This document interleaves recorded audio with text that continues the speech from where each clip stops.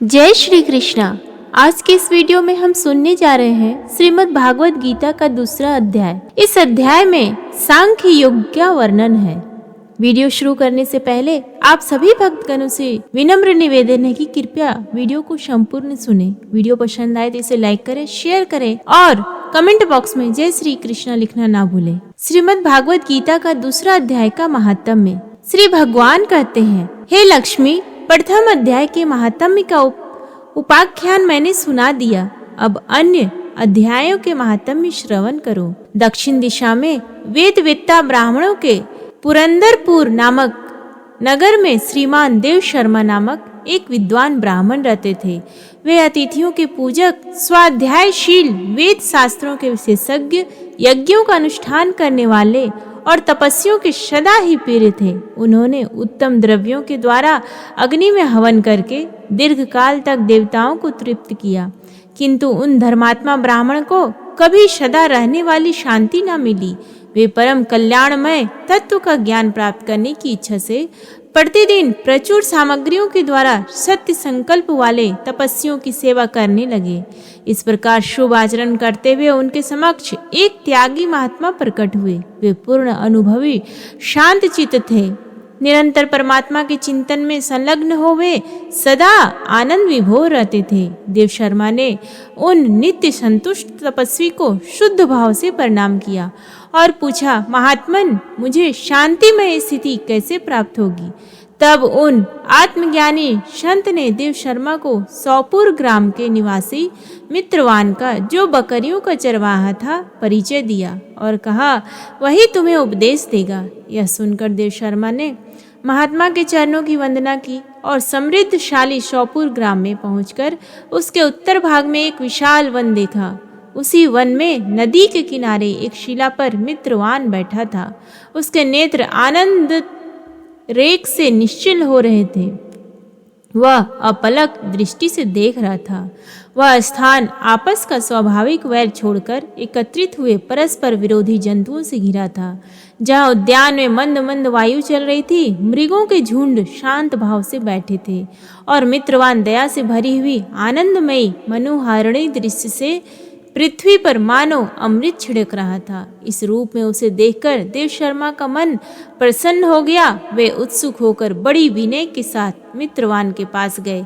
मित्रवान ने भी अपने मस्तक को किंचित नवाकर देव शर्मा का सत्कार किया। तदंतर विद्वान देव शर्मा अनन्य चित्त से मित्रवान के समीप गए और जब उसके ध्यान का समय समाप्त हो गया, उस समय उन्होंने अपने मन की बात पूछी।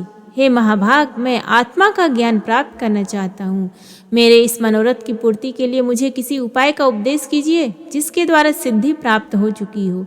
देव शर्मा की बात सुनकर मित्रवान ने एक क्षण तक कुछ विचार किया। उसके बाद इस प्रकार कहा, हे विद्वान, एक समय की बात है, मैं वन के भीतर बकरियों की रक्षा कर रहा था। इतने में ही एक भयंकर व्याघ्र पर मेरी दृष्टि पड़ी, जो मानो सबको ग्रास लेना चाहता था। मैं मृत्यु से डरता था, इसलिए व्याघ्र को आते देख बकरियों के झुंड को आगे करके वहां से भाग चला, किंतु एक बकरी तुरंत ही सारा भय छोड़कर नदी के किनारे उस बाग के पास बेरोक टोक चली गई। फिर तो व्याघ्र भी द्वेष छोड़कर चुपचाप खड़ा हो गया। उसे इस अवस्था में देखकर बकरी बोली, हे व्याघ्र, तुम्हें तो अभीष्ट भोजन प्राप्त हुआ है। मेरे शरीर से मांस निकालकर प्रेम पूर्वक खाओ। तुम इतनी देर से खड़े क्यों हो? तुम्हारे मन में मुझे खाने का विचार क्यों नहीं हो रहा है? व्याघ्र बोला, बकरी, इस स्थान पर आते ही मेरे मन से द्वेष का भाव निकल गया, भूख भी मिट गई, इसलिए पास आने पर भी अब मैं तुझे खाना नहीं चाहता। व्याघ्र के यूं कहने पर बकरी बोली, न जाने मैं कैसे निर्भय हो गई हूँ। इसका क्या कारण हो सकता है? यदि तुम जानते हो तो बताओ। यह सुनकर व्याघ्र ने कहा, मैं भी नहीं जानता। चलो सामने खड़े हुए इन महापुरुष से पूछें। ऐसा निश्चय करके वे दोनों वहां से चल दिए। उन दोनों के स्वभाव में यह विचित्र परिवर्तन देखकर मैं बहुत विस्मय में पड़ गया था। इतने में उन्होंने मुझसे ही आकर प्रश्न किया।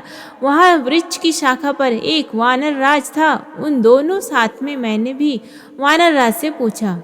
हे विप्रवर, मेरे पूछने पर वानर राज ने आदर पूर्वक कहा, अजापाल, सुनो, इस विषय में मैं तुम्हें प्राचीन वृत्तांत सुनाता हूँ। यह सामने वन के भीतर जो बहुत बड़ा मंदिर है उसकी ओर देखो। इसमें ब्रह्मा जी का स्थापित किया हुआ एक शिवलिंग है। पूर्व काल में यहाँ सुकर्मा नामक एक बुद्धिमान महात्मा रहते थे जो तपस्या में संलग्न होकर इस मंदिर में उपासना करते थे। वे वन में फूलों का संग्रह कर लाते और नदी के जल से पूजनीय भगवान शंकर को स्नान कराकर उन्हीं से उनकी पूजा किया करते थे। इस प्रकार आराधना कर कार्य करते हुए सुकर्मा वहाँ निवास करते थे। बहुत समय के बाद उनके समीप किसी अतिथि का आगमन हुआ। सुकर्मा ने भोजन के लिए फल लाकर अतिथि को अर्पण किया और कहा, हे विद्वान, मैं केवल तत्व ज्ञान की इच्छा से भगवान शंकर की आराधना करता हूँ। आज इस आराधना का फल परिपक्व होकर मुझे मिल गया, क्योंकि इस समय आप जैसे महापुरुष ने मुझ पर अनुग्रह किया है। सुकर्मा के ये मधुर वचन सुनकर तपस्या के धनी महात्मा अतिथि को बड़ी प्रसन्नता हुई। उन्होंने एक शिलाखंड पर गीता का दूसरा अध्याय लिख दिया और ब्राह्मण को उसके पाठ और अभ्यास के लिए आज्ञा देते हुए कहा, हे ब्राह्मण, इससे तुम्हारा आत्मज्ञान संबंधी मनोरथ अपने आप सफल हो जाएगा। यह कहकर वे बुद्धिमान तपस्वी सुकर्मा के सामने ही उनके देखते देखते अंतर्ध्यान हो गए। सुकर्मा विस्मित होकर उनके आदेश के अनुसार निरंतर गीता के द्वितीय अध्याय का अभ्यास करने लगे। तदंतर दीर्घकाल के पश्चात अंतःकरण शुद्ध होकर उन्हें आत्मज्ञान की प्राप्ति हुई। फिर वे जहाँ जहाँ गए वहाँ का तपोवन शांत हो गया। उनमें शांत, शीत, उष्ण और राग द्वेष आदि की बाधाएं दूर हो गई। इतना ही नहीं, उन स्थानों में भूख प्यास का कष्ट भी जाता रहा तथा भय का सर्वथा अभाव हो गया। यह सब द्वितीय अध्याय का जप करने वाले सुकर्मा ब्राह्मण की तपस्या का ही प्रभाव समझो। मित्रवान कहता है, वानर राज के यूं कहने पर मैं प्रसन्नता पूर्वक बकरी और व्याघ्र के साथ उस मंदिर की ओर गया। वहां जाकर शिलाखंड पर लिखते हुए गीता के द्वितीय अध्याय को मैंने देखा और पढ़ा। उसी की आवृत्ति करने से मैंने तपस्या का पार पा लिया। अतः भद्र पुरुष, तुम भी सदा द्वितीय अध्याय की ही आवृत्ति किया करो। ऐसा करने पर मुक्ति तुमसे दूर नहीं रहेगी। श्री भगवान कहते हैं, हे प्रिय मित्रवान के इस प्रकार आदेश देने पर देव शर्मा ने उसका पूजन किया और उसे प्रणाम करके पुंदरपुर की राह ली। वहाँ किसी देवालय में पूर्वोक्त आत्मज्ञान महात्मा को पाकर उन्होंने यह सारा वृत्तांत निवेदन किया और सबसे पहले उन्हीं से द्वितीय अध्याय को पढ़ा। उनसे उपदेश पाकर शुद्ध अंतःकरण वाले देव शर्मा प्रतिदिन बड़ी श्रद्धा के साथ द्वितीय अध्याय का पाठ करने लगे। तब से उन्होंने अनवद्य प्रशंसा के योग्य परम पद को प्राप्त कर लिया। हे लक्ष्मी, यह द्वितीय अध्याय का उपाख्यान कहा गया। अथ द्वितीय अध्याय प्रारंभ। संजय बोले, उस प्रकार करुणा से व्याप्त और आंसुओं से पूर्ण तथा व्याकुल नेत्र वाले शोक युक्त उस अर्जुन के प्रति भगवान मधुसूदन ने ये वचन कहा। श्री भगवान बोले, हे अर्जुन, तुझे इस असमय में यह मोह किस हेतु से प्राप्त हुआ? क्योंकि ना तो यह श्रेष्ठ पुरुषों द्वारा आचरित है, ना स्वर्ग को देने वाला है और ना कीर्ति को करने वाला ही है। इसलिए हे अर्जुन, नपुंसकता को मत प्राप्त हो। तुझमें यह उचित नहीं जान पड़ती। हे परम तप, हृदय की तुच्छ दुर्बलता को त्याग कर युद्ध के लिए खड़ा हो जा। अर्जुन बोले, हे मधुसूदन, मैं रणभूमि में किस प्रकार बाणों से भीष्म पितामह और द्रोणाचार्य के विरुद्ध लड़ूंगा, क्योंकि हे अरिसूदन, ये दोनों ही पूजनीय हैं। इसलिए इस महानुभाव गुरुजनों को न मार कर मैं इस लोक में भिक्षा का अन्न भी खाना कल्याणकारक समझता हूँ, क्योंकि गुरुजनों को मार कर भी इस लोक में रुधिर से सने हुए अर्थ और काम रूप भोगों को ही भोगता हूँ।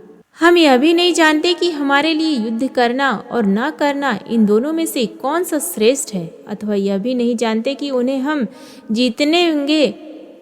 जीतेंगे या हमको वे जीतेंगे। और जिनको मार कर हम जीना भी नहीं चाहते, वे ही हमारे आत्मीय धृतराष्ट्र के पुत्र हमारे मुकाबले में खड़े हैं। इसलिए कायरता रूप दोष से उपहत हुए स्वभाव वाला तथा धर्म के विषय में मोहित चित्त हुआ है।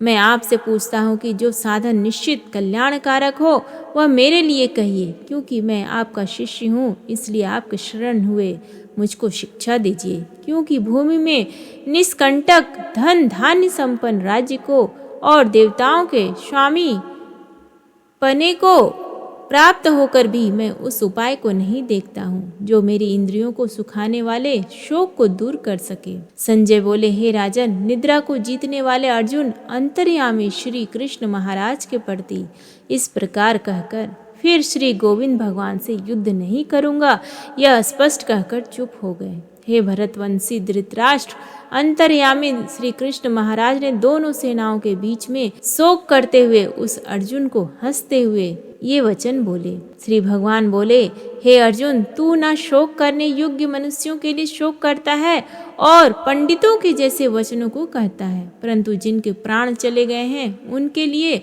और जिनके प्राण नहीं गए हैं उनके लिए भी पंडित जन शोक नहीं करते। ना तो ऐसा ही है कि मैं किसी काल में नहीं था, तू नहीं था, अथवा ये राजा लोग नहीं थे, और ना ऐसा ही है कि इससे आगे हम नहीं रहेंगे। जैसे जीवात्मा की इस देह में बालकपन, जवानी और वृद्धावस्था होती है, वैसे ही अन्य शरीर की प्राप्ति होती है। उस विषय में धीर पुरुष मोहित नहीं होता। हे कुंती पुत्र, सर्दी, गर्मी और सुख दुख देने वाले इंद्रिय और विषयों के संयोग तो उत्पत्ति विनाशशील और अनित्य है, इसलिए हे भारत, उसको तू सहन कर, क्योंकि हे पुरुष श्रेष्ठ, दुख सुख को समान समझने वाले जिस धीर पुरुष को ये इंद्रिय और विषयों के संयोग व्याकुल नहीं करते, वह मोक्ष के योग्य होता है। अतः वस्तु की सत्ता नहीं है और सत का अभाव नहीं है। इस प्रकार तत्व ज्ञानी पुरुषों द्वारा इन दोनों का ही तत्व देखा गया है। नाश रहित तो तू उसको जान जिससे यह संपूर्ण जगत दृश्य वर्ग व्याप्त है। इस अविनाशी का विनाश करने में भी कोई समर्थ नहीं है। इस नाश रहित अप्रमेय नित्य स्वरूप जीवात्मा के ये सब शरीर नाशवान कहे गए हैं। इसलिए हे भरतवंशी अर्जुन, तू युद्ध कर। जो उस आत्मा को मारने वाला समझता है तथा जो उसको मरा मानता है, वे दोनों ही नहीं जानते, क्योंकि यह आत्मा वास्तव में ना तो किसी को मारता है और ना किसी के द्वारा मारा जाता है। यह आत्मा किसी काल में भी ना तो जन्मता है और ना ही मरता है, तथा ना यह उत्पन्न होकर फिर होने वाला ही है, क्योंकि यह अजन्मा, नित्य, सनातन और पुरातन है। शरीर के मारे जाने पर भी यह नहीं मारा जाता है। हे पृथापुत्र अर्जुन, जो पुरुष इस आत्मा को नाश रहित, नित्य, अजन्मा और अव्यय जानता है, वह पुरुष कैसे किसको मरवाता है और कैसे किसको मारता है। जैसे पुरुष पुराने वस्त्रों को त्याग कर दूसरे नए वस्त्रों को ग्रहण करता है, वैसे ही जीवात्मा पुराने शरीर को त्याग कर दूसरे नए शरीर को प्राप्त होता है। इस आत्मा को शस्त्र काट नहीं सकते, इसको आग जला नहीं सकती, इसको जल गला नहीं सकता और वायु सुखा नहीं सकती, क्योंकि यह आत्मा अछेद्य है। यह आत्मा अदाद्या, अक्लेद्य और निसंदेह अशोष्य है, तथा यह आत्मा नित्य, सर्वव्यापी, अचल, स्थिर रहने वाला और सनातन है। यह आत्मा अव्यक्त है, यह आत्मा अचिंत्य है और यह आत्मा विकार रहित कहा जाता है। इससे हे अर्जुन, इस आत्मा को उपर्युक्त प्रकार से जानकर तू शोक करने की योग्य नहीं है, अर्थात तुझे शोक करना उचित नहीं है। किंतु यदि तू इस आत्मा को सदा जन्म लेने वाला तथा सदा मरने वाला मानता है तो भी है। हे महाबाहो, तू इस प्रकार शोक करने को योग्य नहीं है, क्योंकि इस मान्यता के अनुसार जन्मे हुए की मृत्यु निश्चित है और मरे हुए का जन्म निश्चित है। इससे भी इस बिना उपाय वाले विषम में तू शोक करने योग्य नहीं है। हे अर्जुन, संपूर्ण प्राणी जन्म से पहले अप्रकट थे और मरने के बाद भी अप्रकट हो जाने वाले हैं, केवल बीच में ही प्रकट है।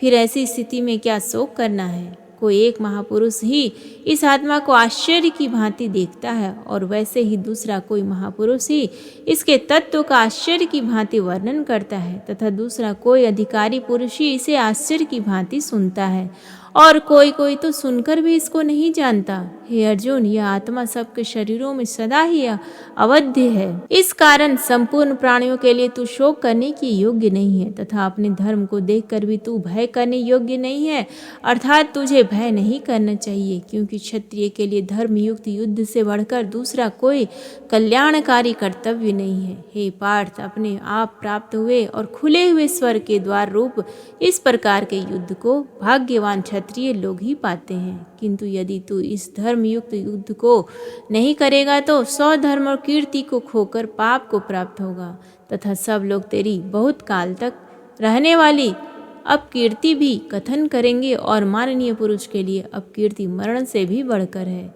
और जिनकी दृष्टि में तू पहले बहुत सम्मानित होकर अब लघुता को प्राप्त होगा, वे महारथी लोग तुझे भय के कारण युद्ध में हटा हुआ मानेंगे। तेरे वैरी लोग तेरे सामर्थ्य की निंदा करते हुए तुझे बहुत से न कहने योग्य वचन भी कहेंगे। उससे अधिक दुख और क्या होगा? या तो तू युद्ध में मारा जाकर स्वर्ग को प्राप्त होगा अथवा संग्राम में जीतकर पृथ्वी का राज्य भोगेगा। इस कारण हे अर्जुन, तू युद्ध के लिए निश्चय करके खड़ा हो जा। जय पराजय, लाभ हानि और सुख दुख को समान समझकर उसके बाद युद्ध के लिए तैयार हो जा। इस प्रकार युद्ध करने से तू पाप को नहीं प्राप्त होगा। हे पार्थ, यह बुद्धि तेरे लिए ज्ञान योग के विषय में कही गई और अब तू इसको कर्म योग के विषय में सुन। जिस बुद्धि से युक्त हुआ तू कर्मों के बंधन को भली भांति त्याग देना अर्थात सर्वथा नष्ट कर डालेगा। इस कर्म योग में आरंभ का अर्थात बीज का नाश नहीं है और उल्टा फल रूप दोष भी नहीं है, बल्कि इस कर्म योग रूप धर्म का थोड़ा सा भी साधन जन्म मृत्यु रूप महान भय से रक्षा कर लेता है। हे अर्जुन, इस कर्म योग में निश्चयात्मिका बुद्धि एक ही होती है, किंतु अस्थिर विचार वाले विवेकहीन सकाम मनुष्यों की बुद्धियों निश्चय ही बहुत भेदों वाले और अनंत होती है। हे अर्जुन, जो भोगों में तन्मय हो रहे हैं, जो कर्म फल के प्रशंसक वेद वाक्यों में ही प्रीति रखते हैं, जिनकी बुद्धि में स्वर्ग ही परम प्राप्य वस्तु है और जो स्वर्ग से बढ़कर दूसरी कोई वस्तु ही नहीं है, ऐसा कहने वाले हैं, वे अविवेकी जन इस प्रकार की जिस पुष्पित अर्थात दिखाओ शोभा युक्त वाणी को कहा करते हैं, जो कि जन्म रूप कर्म फल देने वाली और भोग तथा ऐश्वर्य की प्राप्ति के लिए नाना प्रकार की बहुत सी क्रियाओं का वर्णन करने वाली है। उस वाणी द्वारा जिनका चित्त हर लिया गया है, जो भोग और ऐश्वर्य में अत्यंत आसक्त है, उन पुरुषों की परमात्मा में निश्चयात्मिकता बुद्धि नहीं होती। हे अर्जुन, वेद उपर्युक्त प्रकार से तीनों गुणों के कार्य रूप समस्त भोगों और उनके साधनों का प्रतिपादन करने वाले हैं। इसलिए तू उन भोगों और उनके साधनों में आसक्तिहीन हर्ष शोकादि द्वंद्व से रहित नित्य वस्तु परमात्मा में स्थित योगक्षेम को न चाहने वाला और स्वाधीन अंतःकरण वाला हो। सब ओर से परिपूर्ण जलाशय के प्राप्त हो जाने पर छोटे जलाशय में मनुष्य का जितना प्रयोजन रहता है, ब्रह्मा को तत्व से जानने वाला ब्राह्मण का समस्त वेदों में उतना ही प्रयोजन रह जाता है। तेरा कर्म करने में ही अधिकार है, उनके फलों में कभी नहीं। इसलिए तू कर्मों के फल का हेतु मत हो तथा तेरी कर्म न करने में भी आसक्ति ना हो। हे धनंजय, तू आसक्ति को त्याग कर तथा सिद्धि और असिद्धि में समान बुद्धि वाला होकर योग में स्थित हुआ कर्तव्य कर्मों को कर। समत्व भाव ही योग कहलाता है। इस समत्व बुद्धि योग से सकाम कर्म अत्यंत ही निम्न श्रेणी का है। इसलिए हे धनंजय, तू समबुद्धि में ही रक्षा का उपाय ढूंढ अर्थात बुद्धि योग का ही आश्रय ग्रहण कर, क्योंकि फल के हेतु बनने वाले अत्यंत दीन है। समबुद्धि युक्त पुरुष पुण्य और पाप दोनों को इसी लोक में त्याग देता है अर्थात उनसे मुक्त हो जाता है। इससे तू समत्व रूप योग में लग जा। यह समत्व योग रूप ही कर्मों में कुशलता है अर्थात कर्म बंधन से छूटने का उपाय है, क्योंकि समबुद्धि से युक्त ज्ञानी जन कर्मों से उत्पन्न होने वाले फल को त्याग कर जन्म रूप बंधन से मुक्त हो निर्विकार परम पद को प्राप्त हो जाता है। जिस काल में तेरी बुद्धि मोह रूप दलदल को भली भांति पार कर जाएगी, उस समय तू सुने हुए और सुनने में आने वाले इस लोक और परलोक संबंधी सभी भोगों से वैराग्य को प्राप्त हो जाएगा। भली भांति के वचनों को सुनने से विचलित हुई तेरी बुद्धि जब परमात्मा में अचल और स्थिर ठहर जाएगी, तब तो योग को प्राप्त हो जाएगा अर्थात तेरी परमात्मा से नित्य संयोग हो जाएगा। अर्जुन बोले, हे केशव, समाधि में स्थित परमात्मा को प्राप्त हुए स्थिर बुद्धि पुरुष का क्या लक्षण है?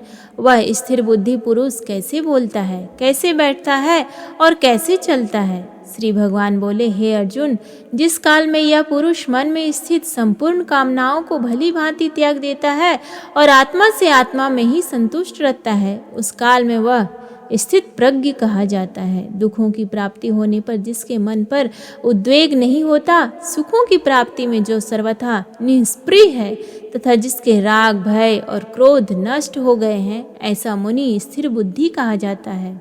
जो पुरुष सर्वत्र स्नेह रहित हुआ उस शुभ या शुभ वस्तु को प्राप्त होकर न प्रसन्न होता है और न द्वेष करता है, उसकी बुद्धि स्थिर है। और जैसे कछुआ सब ओर से अपने अंगों को समेट लेता है, वैसे ही जब यह पुरुष इंद्रियों के विषयों से इंद्रियों के सब प्रकार से हटा लेता है, तब उसकी बुद्धि स्थिर है, ऐसा समझना चाहिए। इंद्रियों के द्वारा विषयों को ग्रहण न करने वाले पुरुष के भी केवल विषय तो निवृत्त हो जाते हैं, परंतु उनमें रहने वाली आसक्ति निवृत्त नहीं होती। इस स्थित प्रज्ञ पुरुष की ही तो आसक्ति भी परमात्मा का साक्षात्कार करके निवृत्त हो जाती है। हे अर्जुन, आसक्ति का नाश न होने के कारण ये प्रमथन स्वभाव वाली इंद्रियां यत्न करते हुए बुद्धिमान पुरुष के मन को भी बलात् कर लेती है। इसलिए साधक को चाहिए कि वह उन संपूर्ण इंद्रियों को वश में करके समाहित चित्त हुआ मेरे परायण होकर ध्यान में बैठे, क्योंकि जिस पुरुष की इंद्रियां वश में होती है उसी की बुद्धि स्थिर हो जाती है। विषयों का चिंतन करने वाले पुरुष की उन विषयों में आसक्ति हो जाती है, आसक्ति से उन विषयों की कामना उत्पन्न हो जाती है और कामना में विघ्न पड़ने से क्रोध उत्पन्न होता है। क्रोध से अत्यंत मूढ़ भाव उत्पन्न हो जाता है, मूढ़ भाव से स्मृति में भ्रम हो जाता है, स्मृति में भ्रम हो जाने से बुद्धि अर्थात ज्ञान शक्ति का नाश हो जाता है और बुद्धि का नाश हो जाने से यह पुरुष अपनी स्थिति से गिर जाता है। परंतु अपने अधीन किए हुए अंतःकरण वाला साधक अपने वश में की हुई राग द्वेष से रहित इंद्रियों द्वारा विषयों में विचरण करता हुआ अंतःकरण की प्रसन्नता को प्राप्त करता है। अंतःकरण की प्रसन्नता होने पर इसके संपूर्ण दुखों का अभाव हो जाता है और उस प्रसन्न चित्त वाले कर्म योगी की बुद्धि शीघ्र ही सब ओर से हटकर परमात्मा में ही भली भांति स्थिर हो जाती है। न जीते हुए मन और इंद्रियों वाले पुरुष में निश्चयात्मिकता बुद्धि नहीं होती और उस अयुक्त मनुष्य के अंतःकरण के भावना भी नहीं होती तथा भावनाहीन मनुष्य को शांति नहीं मिलती। और शांति रहित मनुष्य को सुख कैसे मिल सकता है? क्योंकि जैसे जल में चलने वाली नाव को वायु हर लेती है, वैसे ही विषयों में विचरती हुई इंद्रियों में से मन जिस इंद्रिय के साथ रहता है वह एक ही इंद्रिय इस अयुक्त पुरुष की बुद्धि को हर लेती है। इसलिए हे महाबाहो, जिस पुरुष की इंद्रियां इंद्रियों के विषयों में से सब प्रकार निग्रह की हुई है, उसी की बुद्धि स्थिर है। संपूर्ण प्राणियों के लिए जो रात्रि के समान है, उस नित्य ज्ञान स्वरूप परमानंद की प्राप्ति में स्थित प्रज्ञ योगी जागता है। और जिस नाशवान सांसारिक सुख की प्राप्ति में सब प्राणी जागते हैं, परमात्मा के तत्व को जानने वाले मुनि के लिए वह रात्रि के समान है। जैसे नाना नदियों के जल सब ओर से परिपूर्ण अचल प्रतिष्ठा वाले समुद्र में उसको विचलित करना करते हुए ही समा जाते हैं, वैसे ही सब भोग जिस स्थित प्रज्ञ पुरुष में किसी प्रकार का विकार उत्पन्न किए बिना ही समा जाते हैं, वही पुरुष परम शांति को प्राप्त होता है, भोगों को चाहने वाला नहीं। जो पुरुष संपूर्ण कामनाओं को त्याग कर ममता रहित, अहंकार रहित और स्पृहा रहित हुआ विचरता है, वही शांति को प्राप्त होता है, अर्थात वह शांति को प्राप्त करता है। हे अर्जुन, यह ब्रह्म को प्राप्त हुए पुरुष की स्थिति है। इसको प्राप्त होकर योगी कभी मोहित नहीं होता है और अंतकाल में भी इस ब्राह्मी स्थिति में स्थित होकर ब्रह्मानंद को प्राप्त हो जाता है। इस प्रकार श्री कृष्ण अर्जुन संवाद में सांख्य योग नामक द्वितीय अध्याय समाप्त हुआ। प्रेम से बोली भगवान श्री कृष्ण की जय। धन्यवाद।